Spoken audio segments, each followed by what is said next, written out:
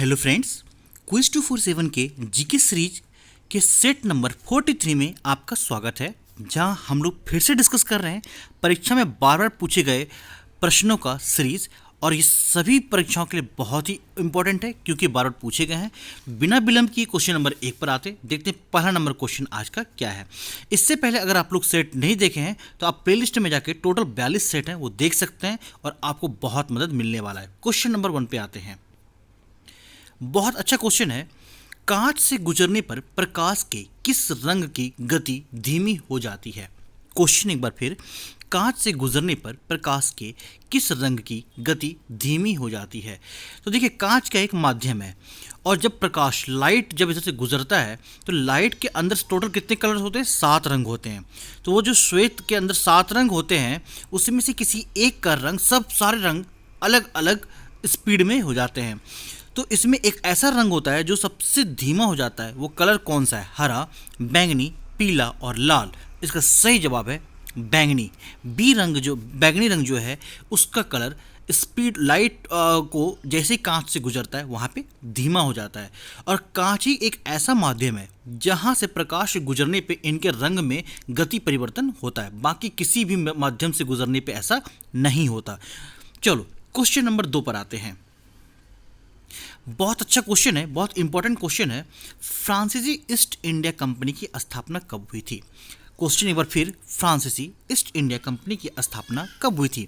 Option है 1664, 1616, 1772 और 1875। आपको ए, बी, सी या फिर डी, आप कमेंट बॉक्स में इसके जवाब दे सकते हैं। तो देखो, हुआ क्या था कि जब ब्रिटिश ईस्ट इंडिया कंपनी की स्थापना हो चुकी थी और डच ईस्ट इंडिया कंपनी की स्थापना हो चुकी थी, उन दोनों कंपनी का, फिर से सुनिएगा, ब्रिटिश, एक था ब्रिटिश और दूसरा था डच, ठीक है। इन दोनों ईस्ट इंडिया कंपनी जब स्थापना हो चुकी थी तो उसके बाद इन दोनों का मुकाबला करने के लिए फ्रांसीसी ईस्ट इंडिया कंपनी स्थापना हुई। समझिएगा चीज़ों को, ब्रिटिश ईस्ट इंडिया कंपनी और डच ईस्ट इंडिया कंपनी की स्थापना जब हो गई, इन दोनों का मुकाबला करने के लिए फ्रांसीसी ईस्ट इंडिया की स्थापना होती है, जिसका मुख्य उद्देश्य था पूर्वी गोलार्ध पर व्यापार का विस्तार करना। क्या था? पूर्वी गोलार्ध पर व्यापार का विस्तार करना। तो इसकी स्थापना हुई थी 1 सितंबर 1664। कब हुई थी? 1 सितंबर 1664। तो इसका ए ऑप्शन नंबर सही है। इसका एम क्या था? ब्रिटिश और डच का जो ईस्ट इंडिया कंपनी थी उनसे मुकाबला करना और पूर्वी गोलार्ध पर व्यापार का विस्तार करना। इसका जो हेडक्वार्टर था वो था पेरिस, जो फ्रांस की राजधानी है, पेरिस, ठीक है। तो इसका सही जवाब क्या था? ए। चलिए क्वेश्चन नंबर 3 पर आते हैं। दोस्तों, जैसे हर बार की तरह मैं आप लोग से बोलता हूं कि जब भी क्वेश्चन हम लोग डिस्कस करते हैं तो ये 25 क्वेश्चन वो होते हैं जो एग्जाम में कई बार पूछे जा चुके होते हैं। तो ये वो क्वेश्चन है। तो जब भी हम लोग डिस्कस करते हैं तो कॉपी पेन प्लीज़ लेके ज़रूर बैठेंगे, क्योंकि मैं इनसे जुड़े और भी तथ्य को आप लोग के सामने लाता हूँ ताकि आप उन्हें नोट डाउन कर सकें। और सारे तथ्य बहुत ही महत्वपूर्ण होते हैं, है ना, तो आप उनको नोट्स बना सके।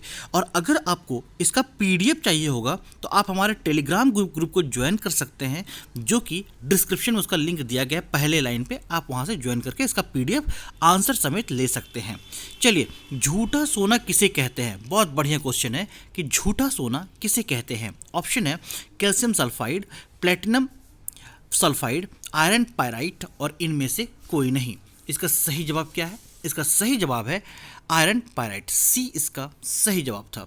अच्छा, ये होता क्या है? ये लोहा और गंधक का, ठीक है, लोहा यानी Fe और सल्फर का, गंधक का मिश्रण होता है, ठीक है। इनका यौगिक बनता है, क्लियर सी बात है। और इसका रासायनिक फार्मूला होता है FeS2, क्लियर है। यानी लोहे का 1 और सल्फर का 2 यूनिट मिलता है और ये आयरन पायराइट बनाता है। चलिए क्वेश्चन नंबर क्या है? चौथा, वो देखते हैं। बहुत अच्छा क्वेश्चन है। आशा धातु किसका नाम है? आशा धातु किसका नाम है? यूरेनियम, रेडियम, थोरियम और प्लूटोनियम। इनमें से बताना है आशा धातु किसे कहते हैं। इसका सही जवाब है यूरेनियम। ए इसका सही जवाब था। अच्छा, यूरेनियम का रासायनिक फार्मूला यू और परमाणु संख्या होता है इसका 92। कुछ और तथ्य जानते हैं। अगर आशा धातु यूरेनियम है तो एक होता है प्लूटोनियम। प्लूटोनियम को हम लोग बोलते हैं भय का धातु। क्या बोलते हैं? भय की धातु, भय की धातु। ये क्वेश्चन भी आ चुका है, ठीक है, प्लूटोनियम को हम लोग क्या बोलते हैं, भय की धातु। अच्छा, एक क्वेश्चन और आया हुआ है, जीवन रक्षक किसको बोलते हैं, जीवन रक्षक धातु किसको बोलते हैं, वो है रेडियम। क्या है, रेडियम। रेडियम को जीवन रक्षक धातु बोलते हैं। और पारा का नाम आपने सुना ही होगा, इसको हम लोग बोलते हैं तीव्र चांदी। क्या बोलते हैं, तीव्र चांदी।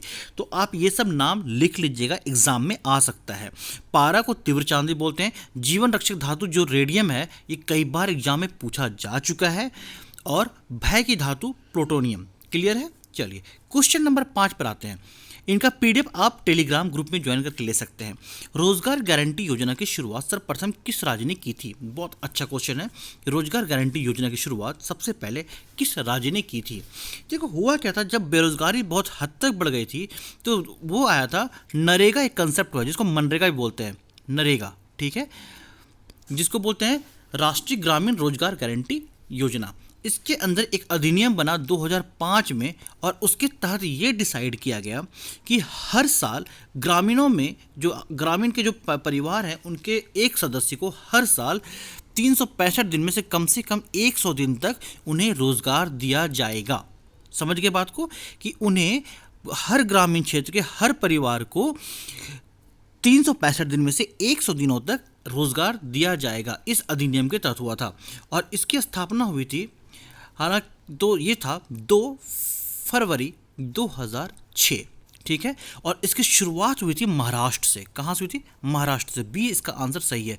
जो सबसे पहला चरण में 200 गांव को टारगेट किया गया था। क्वेश्चन ये भी आ सकता है कि मनरेगा में या नरेगा में या रोजगार गारंटी योजना की जब शुरुआत हुई थी तो पहले चरण में कितने गाँव को ध्यान रखा गया था, कितने गांव पे प्रकाश डाला गया था। तो आप आंसर मारेंगे 200 गांव। क्या डालेंगे, 200 विलेज। और कहाँ से शुरुआत हुई थी, ये महाराष्ट्र से शुरुआत हुई थी। क्लियर है कंसेप्ट।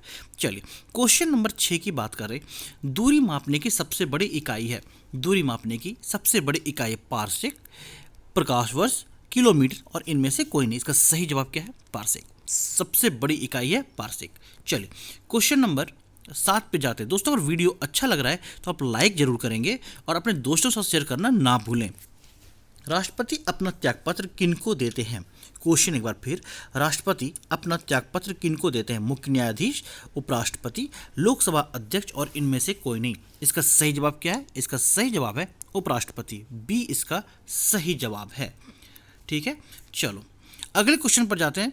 8 नंबर क्वेश्चन, संसद के उच्च सदन को क्या कहते हैं। बहुत बढ़िया क्वेश्चन। उच्च सदन को क्या कहते हैं, विधान परिषद, लोकसभा, राज्यसभा और इनमें से कोई नहीं।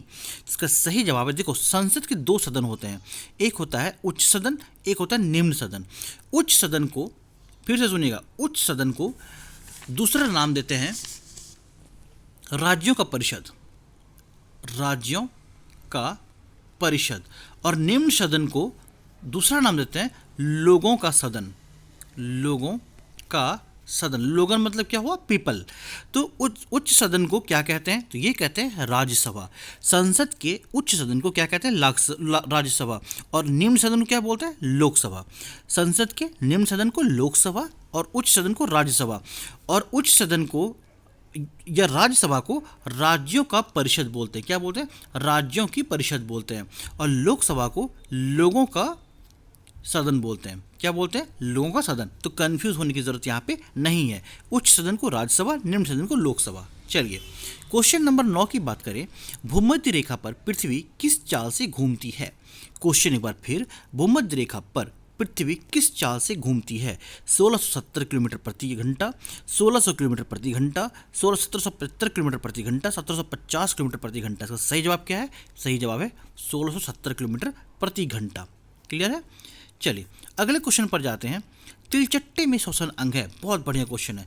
तिलचट्टे में श्वसन अंग है फुफ्फुस, फेफड़ा, ट्रेकिया और क्लोम। ये यूपीएससी में भी आ चुका है क्वेश्चन, बहुत इंपॉर्टेंट क्वेश्चन है।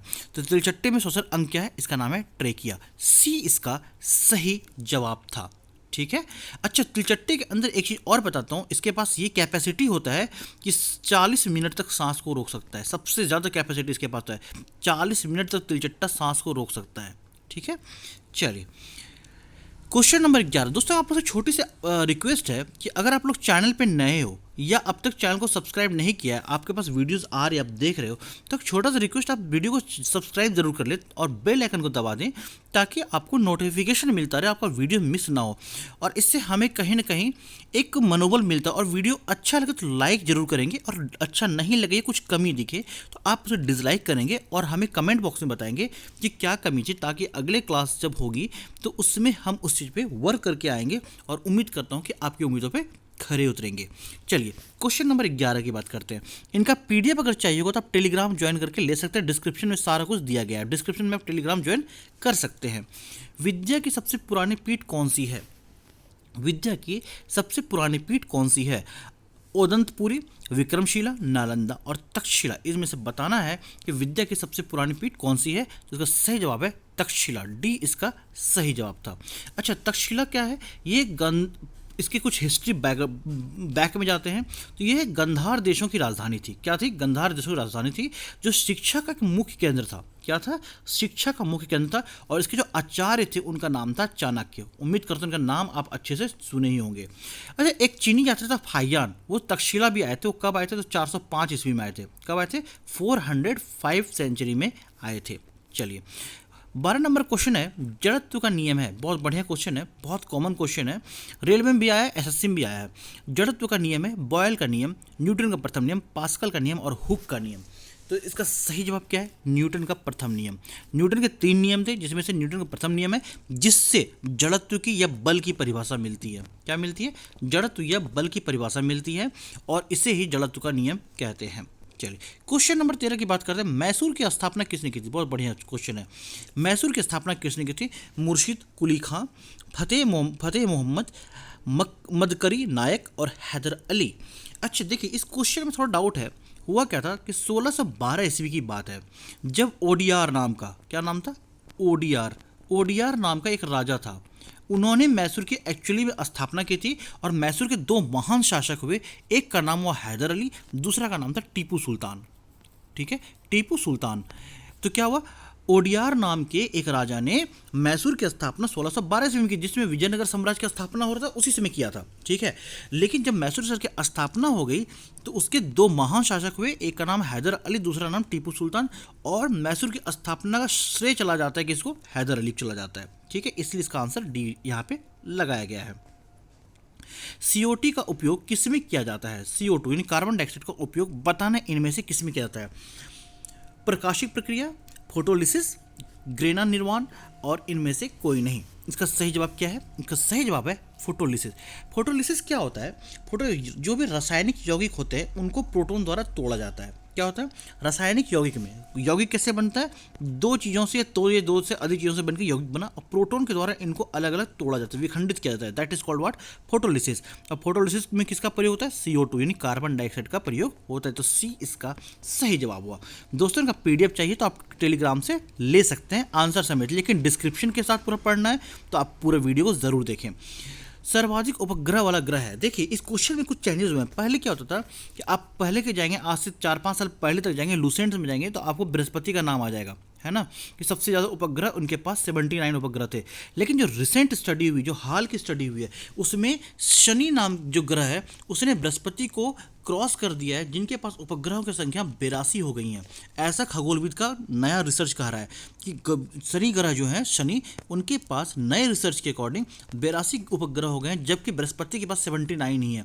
इसलिए पहले इसका जवाब था बृहस्पति, लेकिन रिसेंट स्टडी के अकॉर्डिंग अब यह जवाब हो गया है शनि, जिनके पास कुल उपग्रहों की संख्या हो गई 82, जबकि 79 ही है आपका बृहस्पति के पास। चलिए क्वेश्चन नंबर 16 की बात करते हैं। शिमला समझौता कब हुआ था?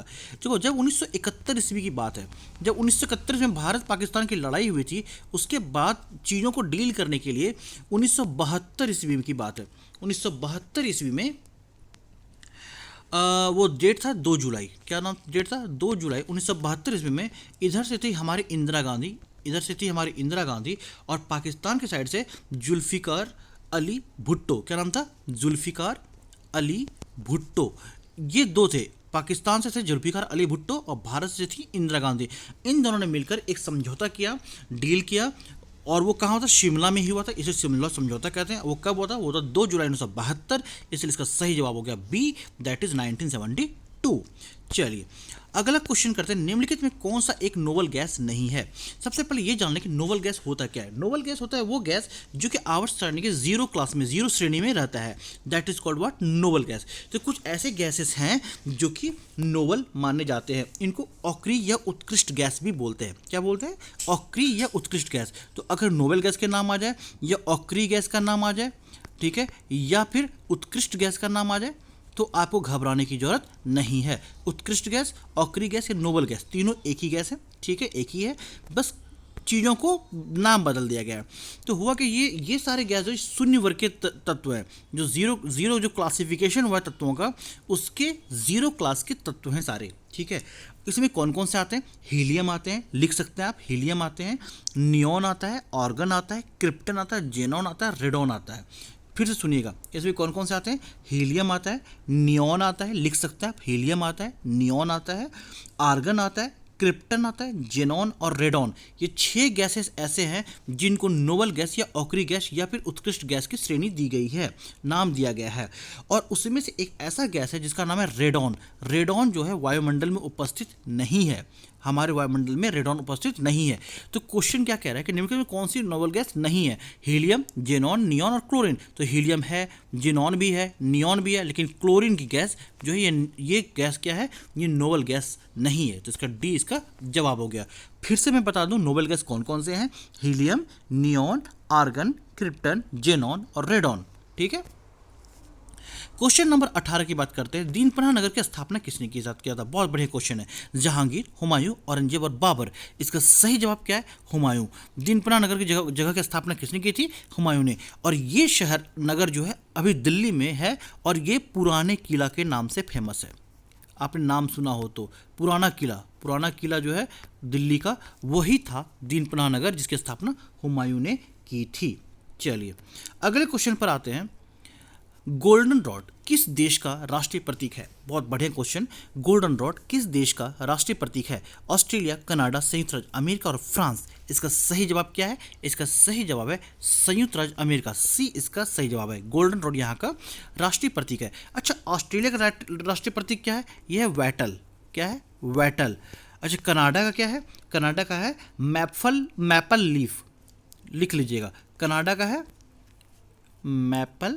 Maple leaf. ऑस्ट्रेलिया क्या था हमारा? वैटल। संयुक्त राज्य अमेरिका का गोल्डन रॉड और फ्रांस का क्या है? लिली। ठीक है, चलिए ये सब यहाँ का राष्ट्रीय प्रतीक है। आर्यों की भाषा थी, बहुत कॉमन, बहुत आसान क्वेश्चन, बहुत हलवा क्वेश्चन है। इसका सही जवाब क्या? संस्कृत, प्राकृत, हिंदी और पाली। कई बार एग्जाम में 10 टाइम से ज़्यादा आ चुका है। इसका सही जवाब था ए, दैट इज व्हाट, संस्कृत। दोस्तों अगर वीडियो अच्छा लग रहा है लाइक जरूर करेंगे, चैनल पर नए हैं तो सब्सक्राइब करके बेल आइकन दबा दें ताकि आपको हर दिन आने वाले वीडियो को अपडेट मिल जाए और आप अपनी नॉलेज को बढ़ा सकें। चलिए क्वेश्चन नंबर 21 की बात करते हैं।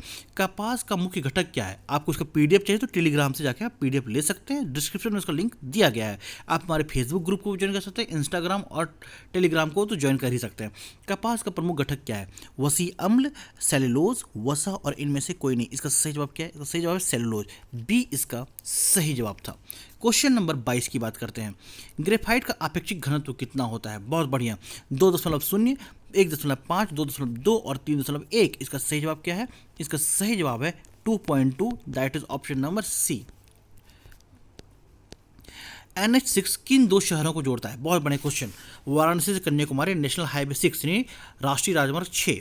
वाराणसी से कन्याकुमारी, दिल्ली से कोलकाता, मुंबई से दिल्ली और कोलकाता से मुंबई। इसका सही जवाब क्या है? इसका सही जवाब है D, that is Kolkata to Mumbai. इसका सही जवाब है। अच्छा, आप लोग एक टास्क तो आप कमेंट बॉक्स में बताएंगे सबसे बड़ा NH कौन सा है और सबसे छोटा NH कौन सा है। ये आप कमेंट बॉक्स में बताएंगे कि नेशनल हाईवे सबसे लंबा कौन सा है, सबसे छोटा वाला कौन सा है। 24 आज का सेकेंड लास्ट क्वेश्चन पे आ रहा है। सल्तनत काल में राजस्व विभाग का प्रमुख कौन होता था? सल्तनत काल में राजस्व विभाग का प्रमुख कौन होता? वजीर, सेनापति, दीवान और इनमें से कोई नहीं। इसका सही जवाब है वजीर, जिसको प्रधानमंत्री का भी दर्जा दिया जाता है, प्रधानमंत्री बोला भी जाता था। वही उस वक्त सल्तनत काल में राजस्व विभाग के प्रमुख हुआ करते थे। और आज का आखिरी क्वेश्चन पर आते हैं।